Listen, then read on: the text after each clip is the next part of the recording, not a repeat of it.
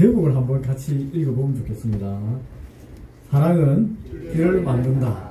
다시 한번 읽어보겠습니다. 사랑은 길을 만든다. 사랑이 길을 만듭니다. 없는 길을 만드는 것은 사랑입니다. 우리도 사랑이 길을 만드는 그 원리를 따라서 우리가 막힌 길, 또 한 번도 가보지 못한 길을 만들어가는 그런 은혜가 있으면 좋겠습니다. 오늘 본문은 룻의 이야기의 절정에 해당되는 장면입니다. 룻의 사랑의 이야기의 절정입니다. 해가 질 무렵입니다. 어떤 한 여자가 사람들의 시선을 피해서 보리와 밀 추수 후에 타작마당에 들어갔습니다. 조심스럽게 걸어갑니다. 주위 사람을 살피면서 사람이 있는지 없는지 조심조심 하면서 들어갔습니다. 그리고 깊이 잠들어 있는 한 남자를 발견하고 그 남자의 발치에 살며시 다가가서 듣고 있는 이불을 들추어 그 속에 들어가서 누웠습니다. 그리고 잠을 청했습니다. 혹시 이 남자가 깰까봐 이 여인은 가슴이 두근두근 그랬습니다. 그래도 깨지 않은 거예요. 그런데 한밤중이 되었을 때 갑자기 날씨가 차가워졌는지 남자가 몸을 떨면서 돌아 눕다가 발치에 누워있는 여자를 발견했습니다. 깜짝 놀라서 이 남자가 소리칩니다. 당신은 누구요? 당신 누굽니까? 그 순간 이 여자는 전혀 놀라지도 않고 담담하게 대답을 합니다. 저는 룻입니다. 당신의 옷으로 저를 덮어주십시오. 저와 결혼해 주십시오. 이렇게 얘기한 거예요. 이 고백은 청혼이라고 할 수도 있습니다. 이 기업 물을 자가 되어달라고 하는 것은 자기 남편이 되어달라고 한 거와 똑같습니다. 그러니 청혼은 청혼인데 단순한 청혼은 아닙니다. 룻은 보아스에게 당신의 옷자락을 펴서 당신의 여정을 덮어소서라고 먼저 말했습니다. 고대 근동에서 결혼을 칭하는 관용적인 표현이었습니다. 옷자락을 펴서 덮는다는 게. 여기서 이 옷자락이라는 히브리어 단어는 카나프입니다. 카나프. 이 옷자락을 뜻할 수도 있고 다른 새의 날개를 뜻하기도 합니다. 날개. 이 룻기 2장 12절에 보아스는 룻에게 이렇게 축복을 했습니다. 이스라엘의 하나님 여호와께서 그의 날개 아래에 보호를 받으러 온 내게 온전히 상 주시기를 원하노라 라고 카나프라는 단어를 썼어요.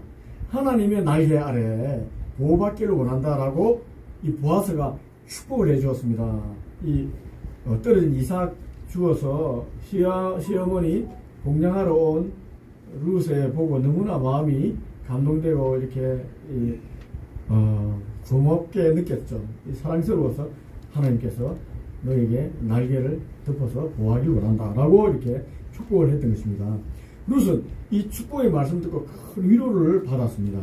그리고 마음에 새기고 있었어요. 그리고 그 축복의 말씀을 의지하여 또 약속의 말씀을 의지하여 행동으로 옮긴 것입니다.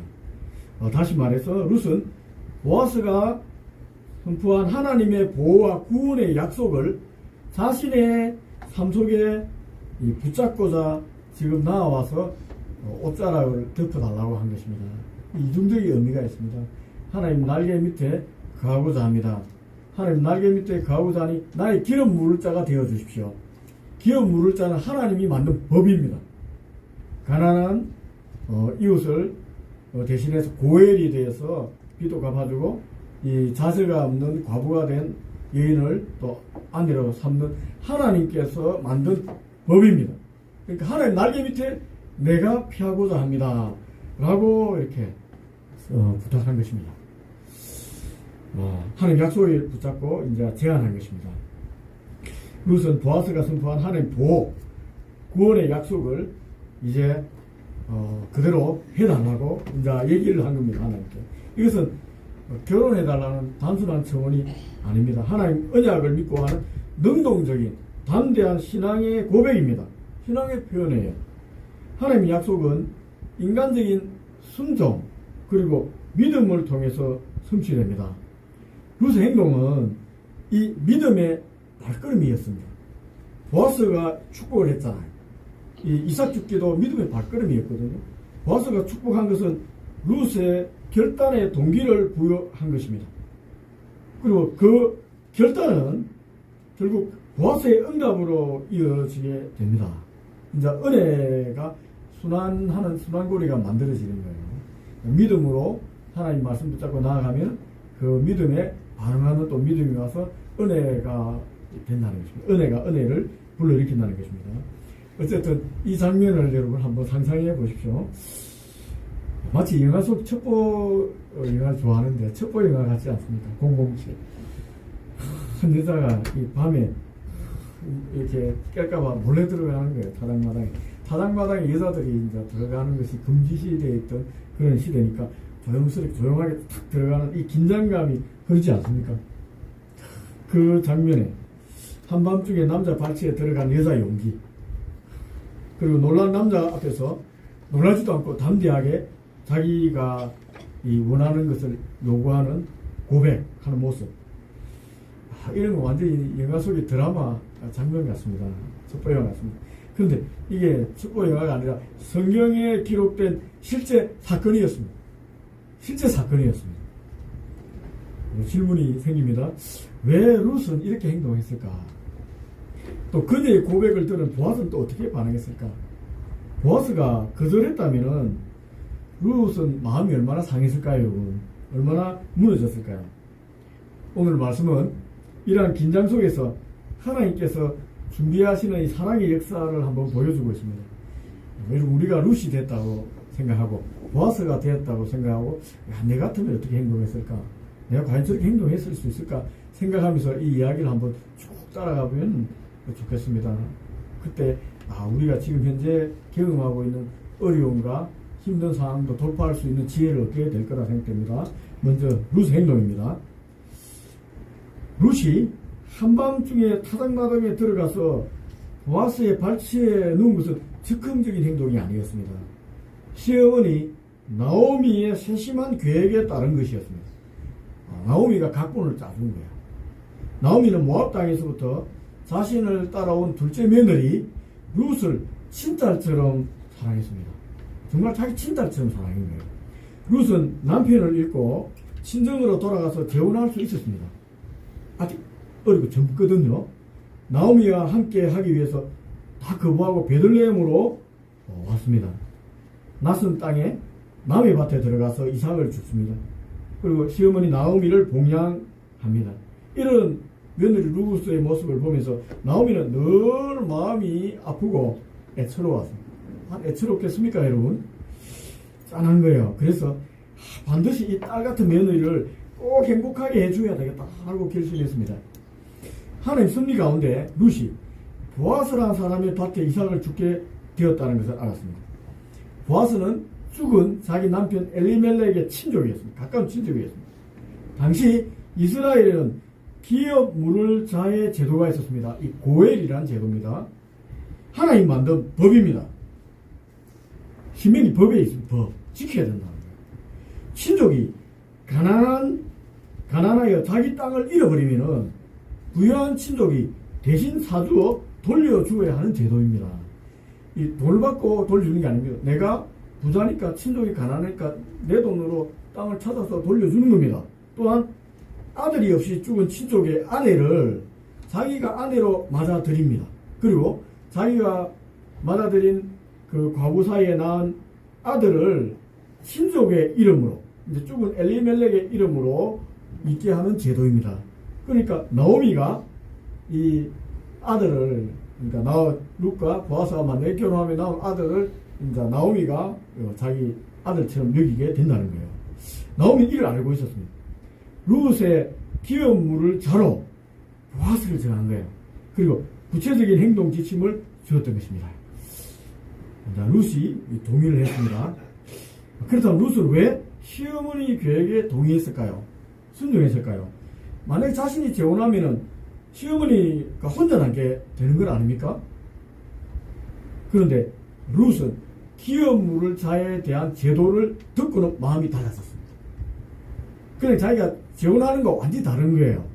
하나님 만든 법에 들으니까 기업 무를자 고해를 구하면은 시어머니 나오미도 행복해질 수가 있다는 생각을 한 거예요. 시어머니가 자기에게 보아스와 결혼하라고 기업 무를자로 선택하라고 얘기한 것은 자기를 위한 따뜻한 사랑이라는 것을 자기는 깨닫게 되었습니다. 너무 감동받았죠. 어머니가 나를 행복하게 해주기 위해서 자기 희생하면서까지 보내려고 하는구나 라고 생각했습니다. 그런데 기업 무를자의 제도를 아는 순간 내가 결혼하면은 나오미 시어머니를 도울 수 있겠다라고 이제 깨달은 거예요. 보아스가 룻의 고엘이 기업 무를자가 된다는 것은 나오미의 잃어버린 땅을 대신 보아스가 사서 나오미에게 돌려주는 것입니다. 그러니까 나오미가 이제 이삭 죽게 하지 않아도 되는 거예요. 또 후손을 자기와 보아스 사이에 낳은 후손을 나오미의 아들로 준다는 거예요. 그러니 외롭지도 않은 거예요. 삶이 다시 회복시킬 수 있다는 것을 알았습니다. 내가 보아스와 결혼하게 되면, 보아스가 나의 기업 무를자가 되면은 나오미 시어머니가 행복해질 수가 있겠구나 라고 생각했습니다. 그래서 룻은 자기보다 시어머니 행복을 더 우선시했습니다. 그리고 현실적인 문제도 있었습니다.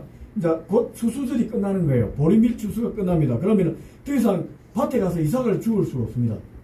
그러면 어머니 시어머니 나오미를 봉양할 수가 없는 거예요. 자기와 나오미 생계가 유지가 안 되는 겁니다. 그래서 반드시 기업 무를자가 필요했던 것입니다. 그 다음 보아스의 반응을 한번 보겠습니다. 그 다음 갑작스러운 청혼을 받았잖아요. 보아스도 부인이 있을 수도 있잖아요. 자녀도 있을 수도 있잖아요. 보아스는 어떻게 반응을 했겠습니까? 아니 여자가 부끄러움도 모르게 간밤에 밭에 몰래 들어오다니 라고 꾸짖었을까요 여러분? 그렇지 않았습니다. 오히려 그는 룻의 이 행동을 보고 깊이 감동했습니다. 10절 11절입니다. 내 딸아 여호와께서 내게 복 주시기를 원하노라. 내가 가난하건 부하건 젊은 자를 따르지 아니하였으니 내가 베푼 은혜가 처음보다 나중에 더하도다. 이제 내 딸아 두려워하지 말라. 내가 내 말대로 내게 다 행하리라. 내가 현숙한 여자인 줄을 나의 성읍 백성이 다 아느니라. 여러분 이 말이 뭡니까? 내 딸아라고 했잖아. 나이 차가 난다는 거예요. 이 남자가 중년, 제 생각에 중년이라고 생각됩니다. 40대 중반에서 50대 초반 정도 됐을 나이라고 생각됩니다. 그러니 룻의 나이가 한 20대라고 생각됩니다. 그러니 딸 같은 자식이 딸이라고 부를 수도 있다고 생각됩니다. 보아스가 감동한 이유는 두 가지입니다. 첫 번째입니다. 룻은 젊은 여인이었지만 젊은 남자를 찾지 않고 시어머니를 위해서 중년인 자신에게 청혼을 한 것입니다. 감동한 거예요. 자신의 행복보다 시어머니 나오미의 회복을 택한 것입니다. 그렇잖아요. 이 젊은 여자가 나이 있는 중년 남자에게 시집 가는 것 별로 좋아하지 않잖아요. 그러나 이런 것 저것 따지지 않고 룻은 보아스에게 기업 무를자가 되어달라고. 그러면 시어머니가 편하게 살 수 있다고 생각합니다. 그래서 자기는 이것저것 따지지 않고 보아스에게 부탁을 한 것입니다. 이것을 아니까 이 보아스가 마음에 감동이 된 겁니다. 두 번째입니다. 룻은 진정한 현숙한 여인이었습니다. 이 모압이란 고향과 친척과 아버지 집을 떠나 시어머니 나오미와 함께 베들레헴에 와서 힘들게 이삭 죽기를 하고 살아가고 있는 룻입니다.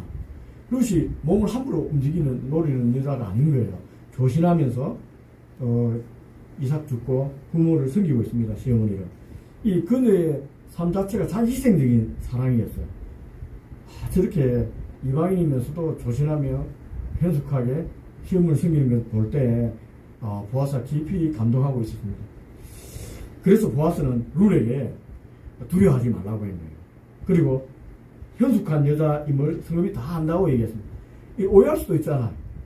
이 간밤에 남자한테 자고 있는데 들어가서 이불 덮으면 사람들 다 오해할 거 아닙니까? 그래서 그러니까 우리가 알고 있다. 네가 현숙한 세상에 다 알고 있어. 그러니까 두려워하지 마라. 네가 왜 이런 줄 내가 알고 있으니까 두려워하지 마라. 안심시켰습니다. 그리고 내가 네 말대로 다 행하겠다 라고 결단을 내려줬습니다. 생각 좀 해보고 할게. 이렇게 안 했어. 우리는 보통 부탁하면 내일 보자. 근데 생각 좀 해보게 하자. 근데 보아스는 바로 결단합니다. 내가 네 말대로 하겠다. 결단했습니다. 물론 자기보다 더 가까운 친족이 기업 물을 권리를 갖고 있었기 때문에 절차상 확인이 필요했습니다. 기업 물자도 상속과 비슷하다고 생각하면 됩니다. 그리고 가까운 친족에게 먼저 우선권이 있습니다. 우리 상속할 때는 뭐 아들이 있고 뭐 조카가 있고 이렇게 친족별로 상속권이 가잖아요. 비슷한 것입니다. 그러나 보아스는 이미 마음을 정했습니다.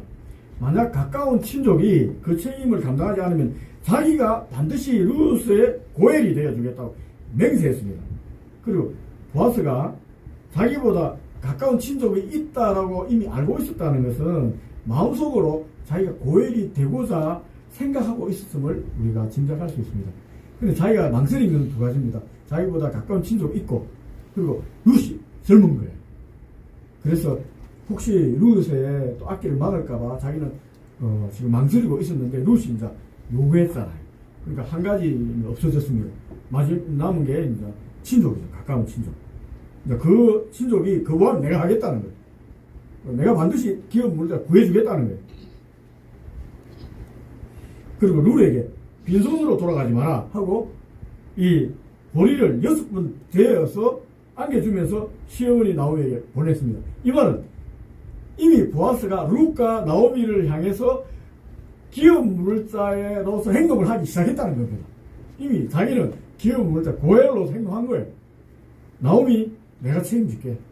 시어머니 걱정하지 마 하고 이미 먹을 것들 다 챙겨주는 것입니다. 우리 여기서 보아스가 어떤 인격의 소유자인지 우리가 보게 됩니다. 그리고 고엘이 어떤 사람이 고엘이 되는가 한번 잘 보세요. 여러분 우리 교회에도 이런 분이 있다고 생각됩니다. 그리고 여자도 고엘이 됩니다. 우리 여자 보아스도 있습니다. 남자 보아스가 있는 게 아니라 여자 보아스도 있습니다. 이 속에 여자 보아스도 있었을지 모릅니다. 자, 먼저 보아스는 유력한 사람이었습니다. 첫 번째 유력한 사람이었습니다.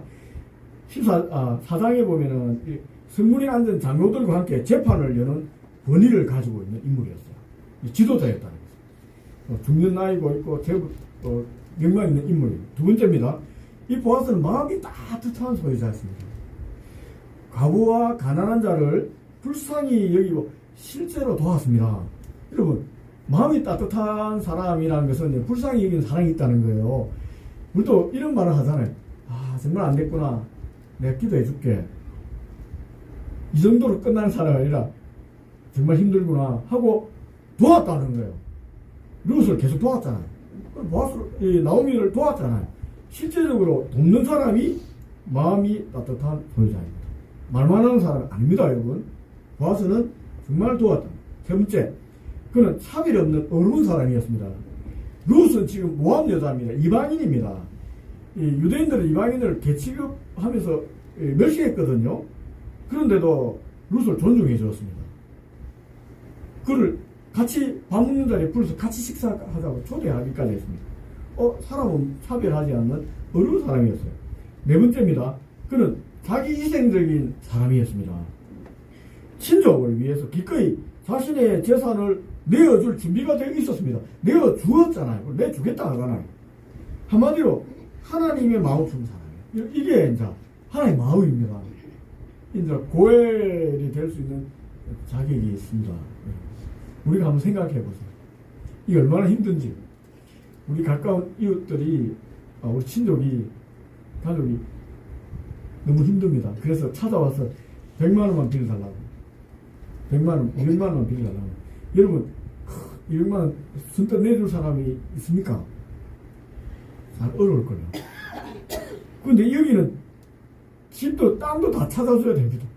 여러분, 옛날에는 하나님께서 땅을 사주고 팔지 못하게 했거든요. 그래서 나눠줬단 말이에요. 제법 큰 땅입니다. 이걸 찾아줘야 되는 거예요. 그러니까 돈이 엄청나게 들어갔을 겁니다. 그런데도 내가 기꺼이 하겠다. 차별하지 않고 어려운 사람을 기꺼이 이렇게 희생하는 거예요. 자, 우리 교회에 그런 사람 있습니까? 저는 있다고 생각됩니다. 있다고 생각됩니다. 이 돈이 문제가 아닙니다. 많이 있을 거라고 생각됩니다. 이런 사람이 아니면 교회에 될 수가 없습니다. 자기 희생적인 이 사랑을 보여준 이 자기 희생적인 사랑의 화신 교회는 예수 그리스도를 예표합니다. 예수님을 예표합니다. 우리 위해서 자기 생명을 내어주셨잖아요. 우리가 잃어버린 하나님 나라의 기업을 되찾아주신 교회 예수님입니다. 그분은 우리를 위해서 모든 것을 내어주셨어요. 그러므로 예수 믿는 우리는 당연히 누군가의 고엘이 되어 주어야만 합니다. 이게 자기 십자가를 진다는 의미입니다. 교회 안과 교회 밖에 여전히 보아스가 필요한 사람이 많이 있습니다. 가난하고 아픈 이웃들이 있습니다. 낙심한 형제 자매가 있습니다. 외롭고 연약한 영혼들이 있습니다. 그들에게 다가가서 하나님의 마음으로 품어주고 자기 희생적인 사랑을 섬길 때 그들의 삶이 회복되고 하나님의 영광이 드러나는 것입니다. 저는 우리 푸른숲교회 여기서 있는 우리 각자가 누군가의 보아스가 되어주고 고엘이 되어주기를 소망합니다. 제가 이 기술이 없어갖고 잘 이렇게 전기도 잘 못하고 못질도 못하고 그래 우리 집사님이랑 장로님들이 막 도와줍니다. 그때 저는 보아스처럼 느낍니다. 별거 아닙니다. 이러면 보아스가 되는 거. 그래서 힘들 때 어깨 한번 두드려주면 우리는 보아스 노릇합니다. 우리 청년들 이 막 어렵게 힘들게 할 때 수고한다고 그래가지고 다 한다 이러면 이게 보아스가 되는 겁니다. 그 한마디가 용기를 얻고 일어나는 겁니다.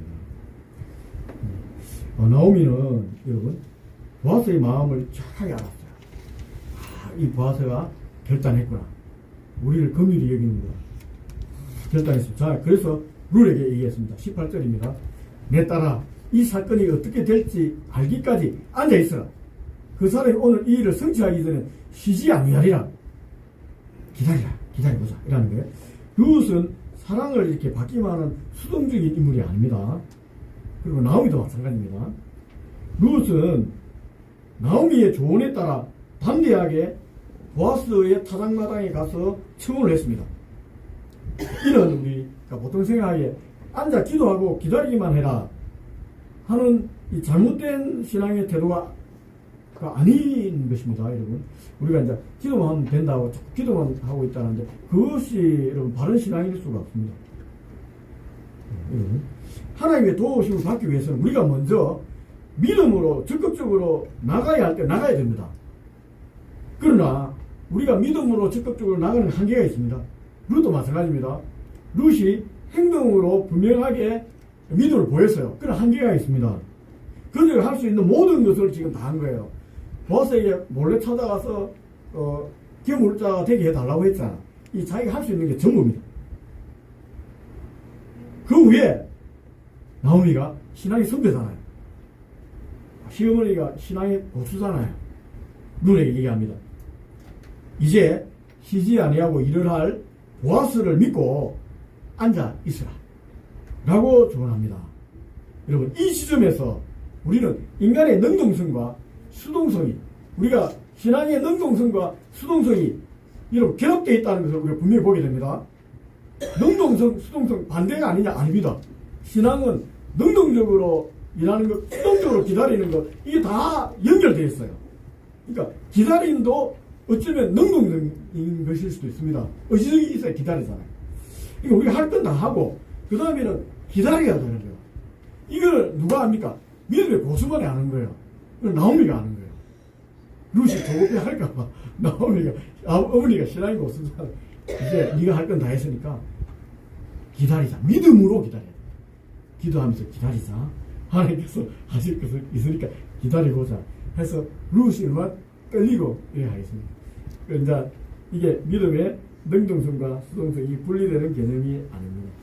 룻은 능동적으로 순종했고 이제 수동적으로 믿음으로 기다리면서 결과를 하나님께 맡겨야 하는 것입니다. 룻기 3장은 우리에게 아주 중요한 교훈을 하고 있습니다. 여러분, 내가 할 일은 내가 다 한 후에 하나님께 결과를 맡기고 그분의 타이밍을 신뢰하는 법을 배워야 한다는 겁니다. 여러분, 이거는 믿음의 고수만이 할 수 있습니다. 우리 이대영 목사님 정도 고수가 돼야지 할 수 있어요. 저도 기다리지 못해요. 많이 실수합니다. 기다리면 좋은 결과 있는데 기다리지 못해서 낭패당할 때가 너무 많이 있습니다. 여러분, 우리가 할 건 다 했잖아요. 그러면 조급하게 이제 안 됐으니 결론 내리고 막 이렇게 하지 말고 하나님께 맡겨야 될 기다려보는 거예요. 이는 과정에 대한 신실함과 결과에 대한 온전한 신뢰가 균형을 이루고 있는 아름다운 신앙의 모습입니다. 여러분, 우리도 이렇게 해야 됩니다. 말씀을 맺겠습니다. 룻의 사랑, 나오미의 사랑, 보아스의 사랑 위에 하나님 섭리가 역사하셨습니다. 이 하나님 사랑은 불쌍히 여기는 사랑이거든요. 그래서 하나님이 사랑이 있는 곳에 하나님이 있다는 이 말이 그런 말입니다. 그래서 에로스들이 이런 게 아니라 서로를 향한 불쌍히 여기는 사랑. 우리 가정에 하나님 계시고 싶으면 어떻게 됩니까? 서로를 향한 불쌍히 여김이 있으면 됩니다. 우리 자녀에 대한 불쌍히 여김이 있고, 자녀는 부모님에 대한 불쌍히 여김이 있고, 서로에 대한 불쌍히 여김이 있으면 하나님 사랑이 거기에 있는 거예요. 인간적으로 막힌 것들, 불가능해 보이는 사랑에서도 이 사랑이 있으면 길을 만들어내는 것입니다. 룻은 시어머니를 향한 자기 희생적인 사랑으로 길을 열었습니다.